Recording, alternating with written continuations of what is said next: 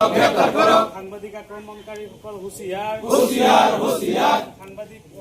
ন্যায় দিয়ক ন্যায় দিয়ক ন্যায় দিয়ক সাংবাদিক ঐক্য জিন্দাবাদ জিন্দাবাদ জিন্দাবাদ সাংবাদিক আক্রমণকারী ডক্টর রঞ্জিত পাঠকক গ্রেপ্তার করক গ্রেপ্তার করো গ্রেপ্তার করো ঢেকিয়াজুলিৰ সমূহ দল সংগঠন জিন্দাবাদ জিন্দাবাদ জিন্দাবাদ ঢেকিয়াজুলি প্ৰেছ ক্লাব জিন্দাবাদ জিন্দাবাদ জিন্দাবাদ সাংবাদিকক ন্যায় প্ৰদান কৰক প্ৰদান কৰক প্ৰদান কৰক উচিত শাস্তি প্ৰদান কৰক প্ৰদান কৰক প্ৰদান কৰক ৰঞ্জিত পাঠকক গ্ৰেপ্তাৰ কৰক গ্ৰেপ্তাৰ কৰক গ্ৰেপ্তাৰ কৰক ঢেকিয়াজুলি প্ৰেছ ক্লাব জিন্দাবাদ জিন্দাবাদ বিভিন্ন জাতীয় জনগোষ্ঠীয় সংগঠনৰ সহযোগত আজি ঢেকিয়াজুলি চক্ৰ বিষয়াৰ কাৰ্যালয়ৰ সন্মুখত যি ধৰ্ণা কাৰ্যসূচীত আমি অংশগ্ৰহণ কৰিছোঁ। আমি যোৱা পৰহি ঢেকিয়াজুলি সাংবাদিক সন্থাৰ বা ঢেকিয়াজুলি প্ৰেছ ক্লাবৰ দুগৰাকী সন্মানীয় সাংবাদিকক ঢেকিয়াজুলি বিষ্ণুজ্যোতি হস্পিটেলৰ কৰ্তৃপক্ষৰ মালিক আমাৰ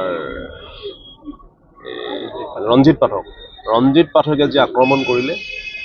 যি অসন্মান কৰিলে, তাক আমি তীব্ৰ ভাষাৰে গৰিহণা জনাইছোঁ। আৰু সমগ্ৰ বিষয়টো ৰঞ্জিত পাঠকক সেইদিনাখন সাংবাদিকে এটা বিষয় সুধিবলৈ গৈছিল আৰু বিষয়টোৰ পৰা তেখেত আঁতৰি আছে, মানে তাত কিবা ৰহস্য আছে।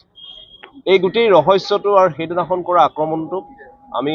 ইয়াত যি ৰাজহ চক্ৰ বিষয়াক যি আমি স্মাৰক পত্ৰ দিয়া হৈছে, আমি প্ৰশাসনক দাবী জনাইছোঁ এটা তদন্ত কৰিব লাগে আৰু তদন্ত কৰি দোষীক কঠোৰ শাস্তি প্ৰদান কৰিবলৈ আইনৰ ব্যৱস্থা গ্ৰহণ কৰিবলৈ আমি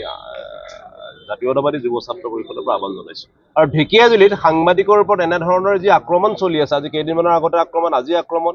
এই গোটেই বিষয়টোৰ ক্ষেত্ৰত অসম চৰকাৰে এখন কঠোৰ আইন বনাব লাগে, যিখন আইনে ভৱিষ্যতে শ্ৰদ্ধাৰ সাংবাদিকসকলে যে গণতন্ত্ৰৰ চতুৰ্থ স্তম্ভ, যদি ভৱিষ্যতে যাতে সাংবাদিকৰ ওপৰত কোনেও যাতে এনেধৰণৰে আপোনাৰ তোষামোদ বা এনেধৰণৰ আক্ৰমণ বা এনেধৰণৰ পৰিৱেশ কৰিব নোৱাৰে, তাৰ কাৰণে এটা ব্যৱস্থা গ্ৰহণ কৰিবলৈ আমি আহ্বান জনাইছোঁ। আৰু ঢেকিয়াজুলিৰ এই ঘটনাটো উচিত